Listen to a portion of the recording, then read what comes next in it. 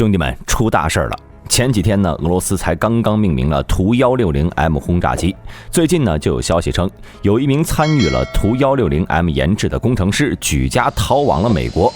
这种发生在冷战时期的投诚事件呢，竟然在今天再度重演了。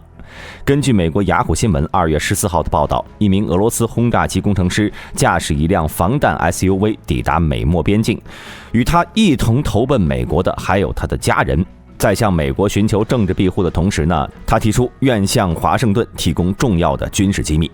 目前可以确定的是该工程师向美国投诚的时间发生在去年12月下旬。他所说的军事机密很可能涉及俄罗斯目前最大的军用飞机图160战略轰炸机。该轰炸机是目前俄罗斯最先进的战略轰炸机，在俄军对乌的大轰炸中，图160是没少参与。这名俄罗斯工程师曾于2018到2021年在喀山的图波列夫飞机制造厂工作，担任现场经理。值得注意的是，俄罗斯正是在他工作的这段时间里呢，对图160战略轰炸机进行了现代化改装升级，改造后的机型呢即为图160M。据了解，这名男子呢之所以要来美国，是因为他在俄罗斯参加了支持反对派纳瓦尔尼的抗议活动，很可能会被迫害。为了获得庇护，他愿意将其获得的机密信息作为交换。不过值得注意的是，雅虎新闻是从 CBP 的一份非机密文件中获悉该事件的，甚至知道了这名俄罗斯男子的名字，但是出于安全考虑，在新闻中隐去了他的名字。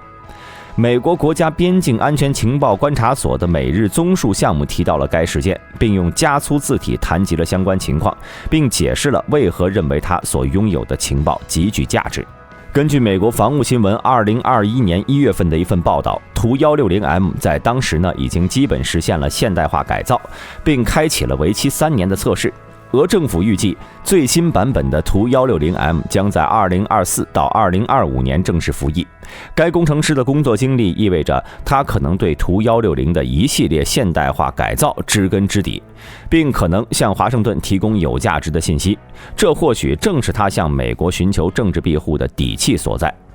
图160是世界上最大最重航程最远的轰炸机，长 54.1 米，翼展 55.7 米，最大起飞重量275吨，航程达16000公里。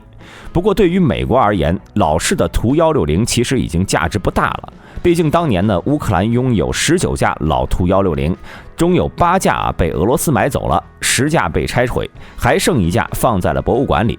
因此乌克兰呢是还有1架图160。在2014年克里米亚危机后，俄乌彻底决裂，美国人没有理由不拿来研究，而这也正是俄罗斯从2016年开始将图160升级为图160M 的原因之一。但现在图160M 也面临泄密风险。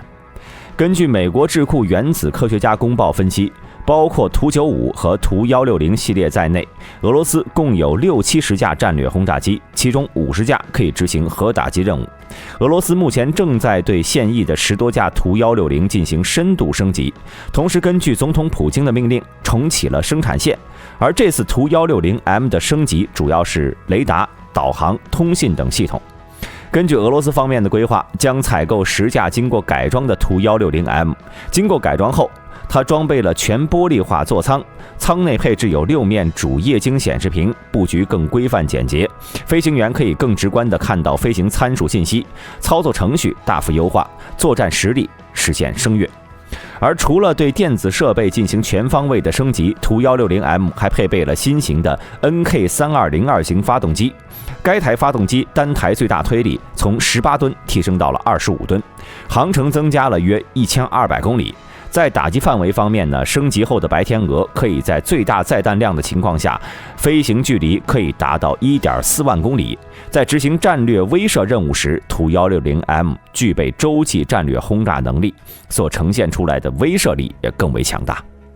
如今全新制造的第1架图160已经在2022年1月首飞成功了。到现在为止，俄罗斯也就首飞了2架改进后的图160M。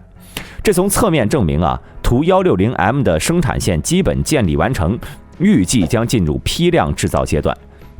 但随着这件事情的爆出呢，俄罗斯花了9牛2虎之力才打造的生产线，怕是也要面临停摆了。第3架图160M 的首飞时间也要随之无限推延了。正如当年别联科用一架米格25当作叛逃美国的投名状一样，这名叛逃的工程师也是要拿出保密等级较高的内幕资料才行的，否则就凭他空口白话也没人相信呢，更无法证明自己的价值，以便为他和他的全家换取在美国的永久居留权。这从侧面表明，该工程师是一个能够接触到图160M 核心机密的重量级人物。这些电子设备的核心参数一旦泄露，尤其是被老对手美国直接掌握，俄罗斯的损失呢，那可就大了。俄罗斯只能像当年的米格25落入美国手中之后那样呢，再次对图160M 进行大幅度改进。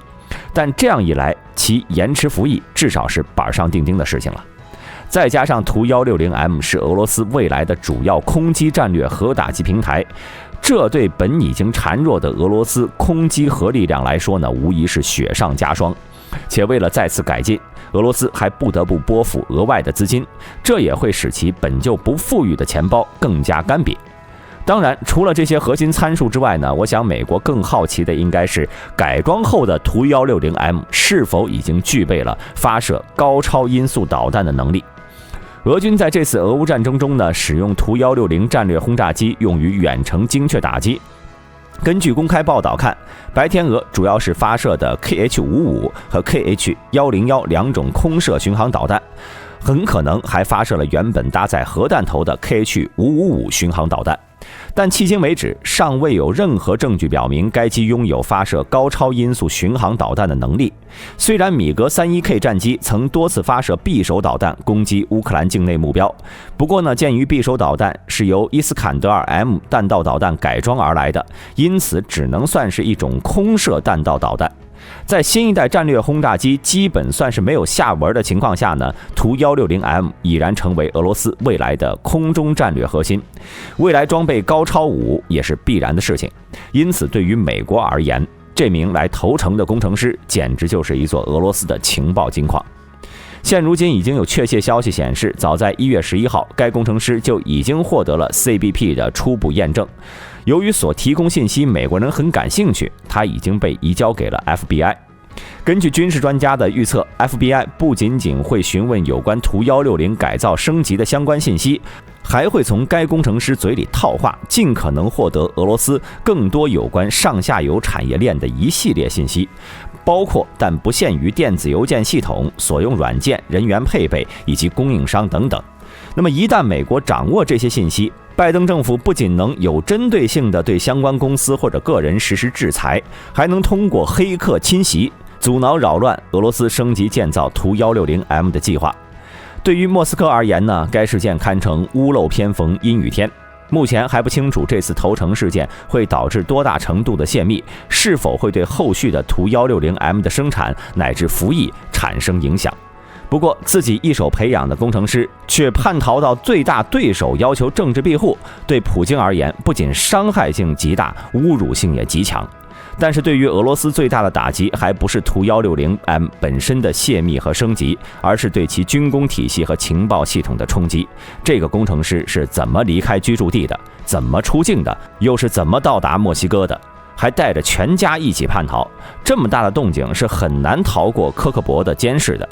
也就是说，单凭该工程师一个人几乎是不可能做到这些的，在他的背后或许还有着更深层的秘密。好了，本期视频到这里就结束了。大家对于这次俄罗斯泄密事件都有什么看法呢？欢迎在评论区下方留言。对本频道感兴趣的朋友，请点击下方的订阅按钮。我们下期再见。